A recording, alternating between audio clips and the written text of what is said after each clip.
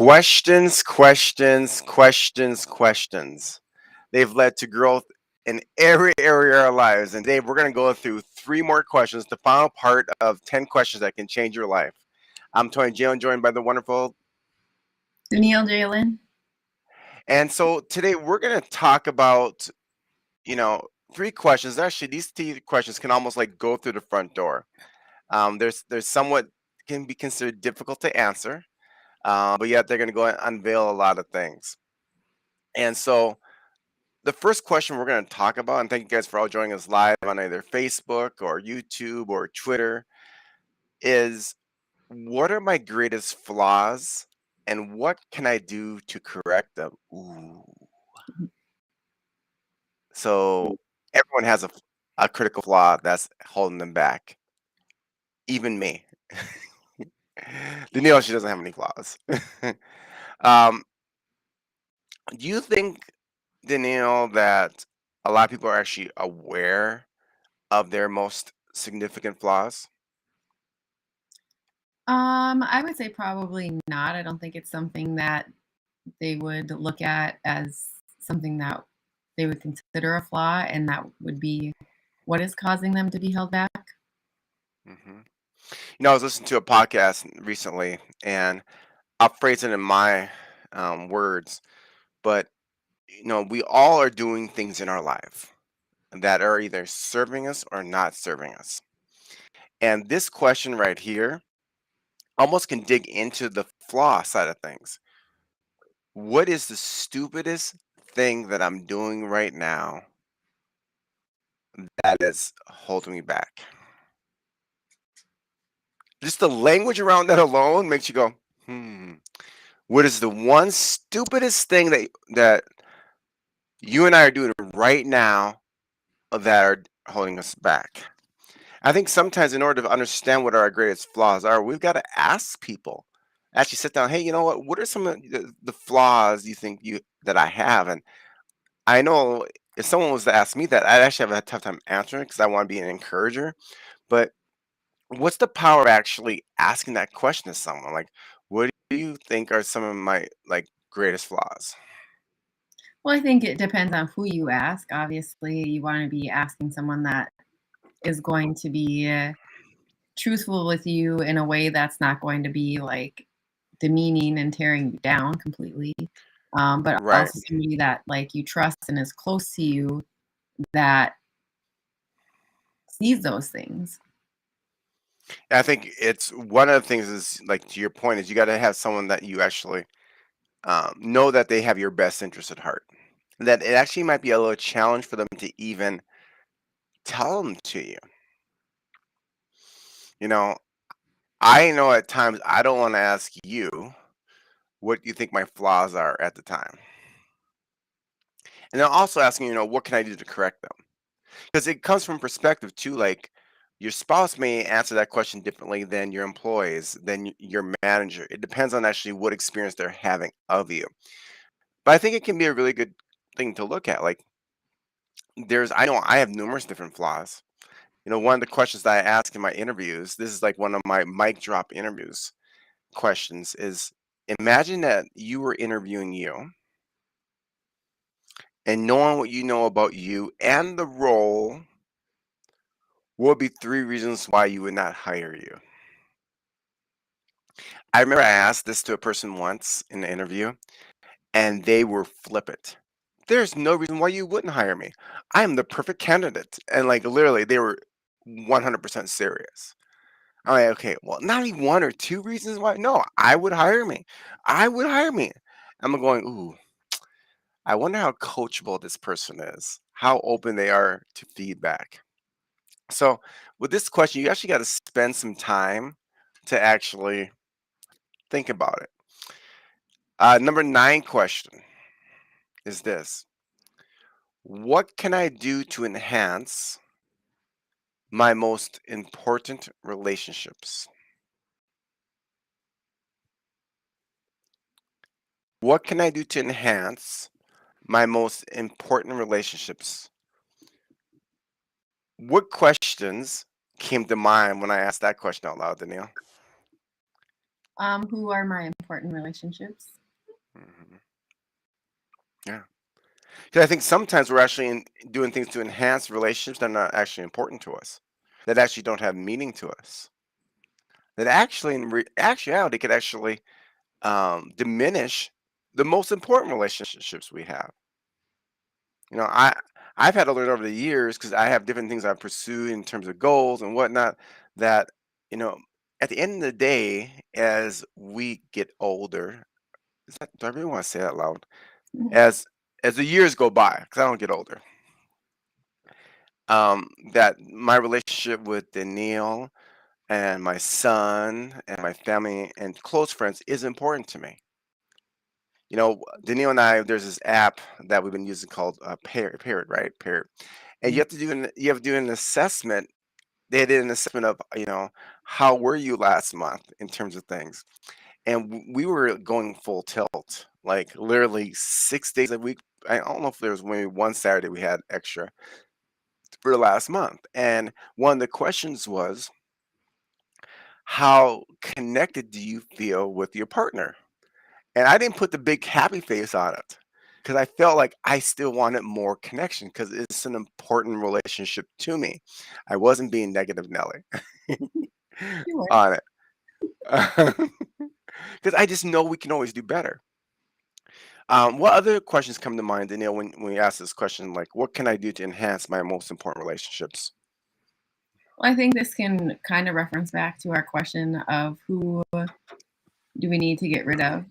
Our question from earlier, like that's causing negativity or holding us back. So I think that referencing back to that question is important as well.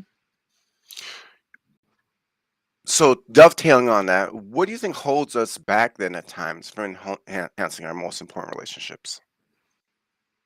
Maybe not in the moment realizing what is strained in the relationship. Like you kind of talked about how we were just going. And for me, I thought we were making the most of the times that we did have together, and I was fine with our connection points. Um, I think sometimes just not even necessarily like realizing at what point in the relationship that we're in. Hmm. That's a good point because we have different perspectives from different lenses. Because each month we have a monthly calendar. I have a monthly calendar right behind me, actually in front of me. There, we have one at home. Late, and Daniil does a great job of organizing our both my son and I's calendars, and we put a lot of things that are the events going on there. Um,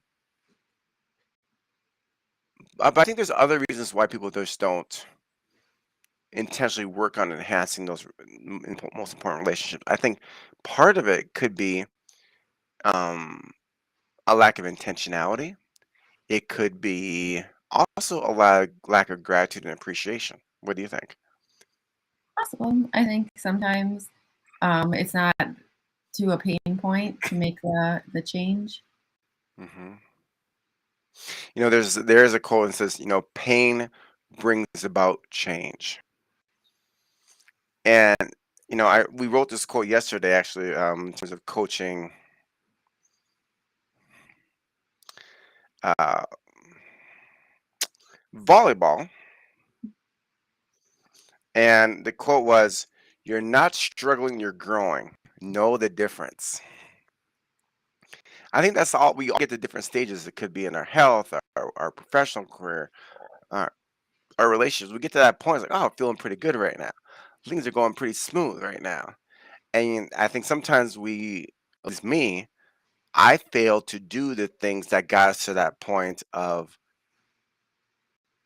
comfort, right? That point of happiness and contentment.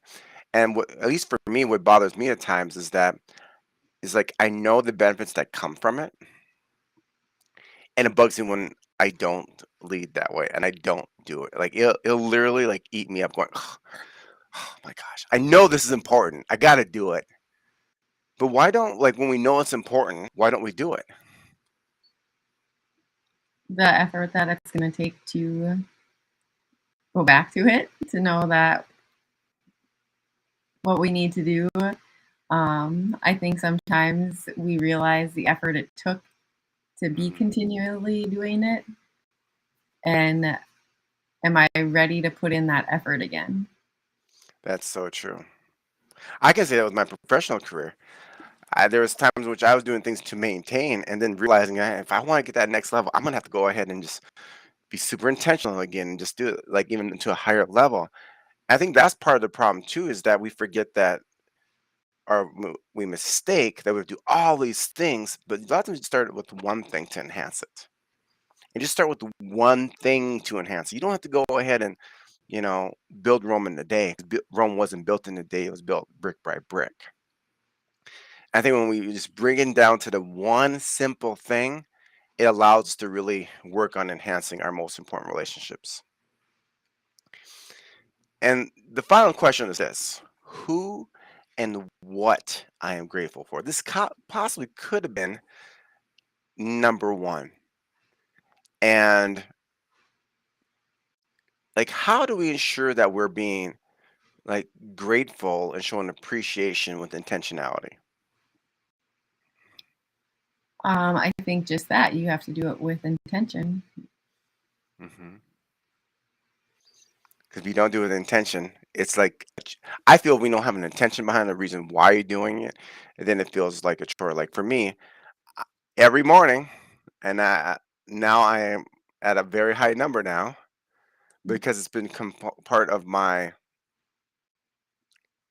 um, process every morning. I'm at 459 entries consecutively with almost 9,500 moments of gratitude. And I don't say that to brag. I say that because of the fact that I wasn't always like this. I would take a lot of things for granted. And it's interesting in my app now, it'll actually I upload photos in there now too that reminds me, oh, yeah, that was a really cool point. And I think when it comes to gratitude, either one, our tree gets shaken, and in regards to whatever that may be, and we feel like it's being taken away from us, or is taken away from us.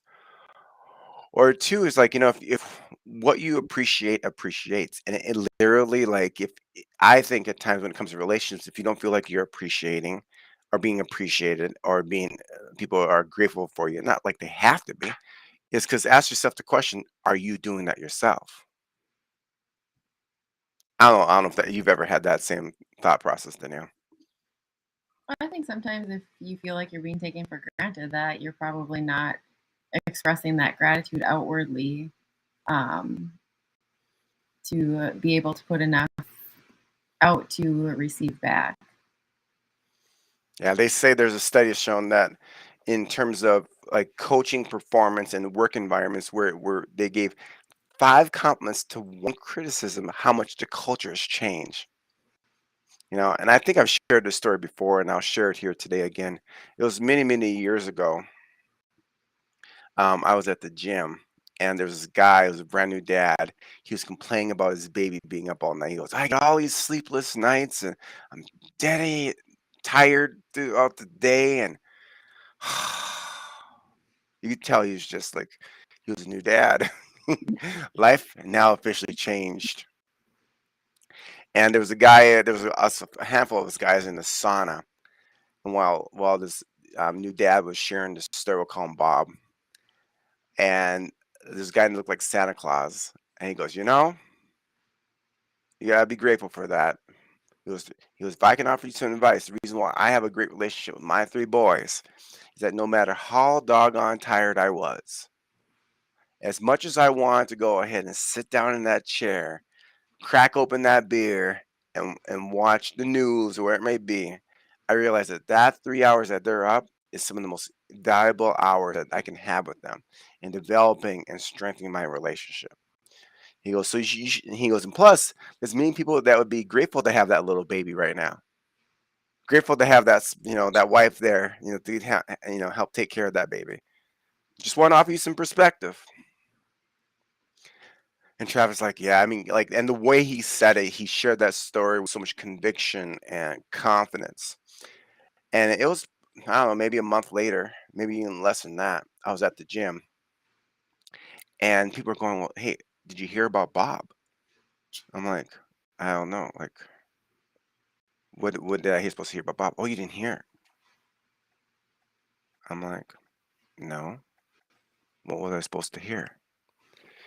He goes, "Well, you knew he's like 29 years old." I'm like, "Yeah." He goes, "Well, he just passed away."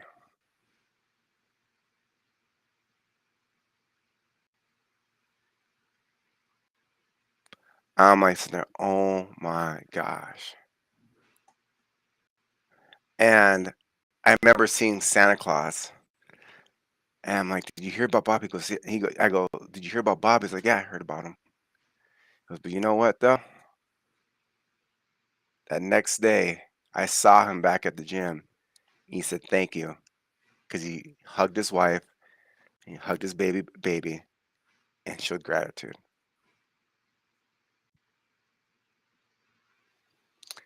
That's why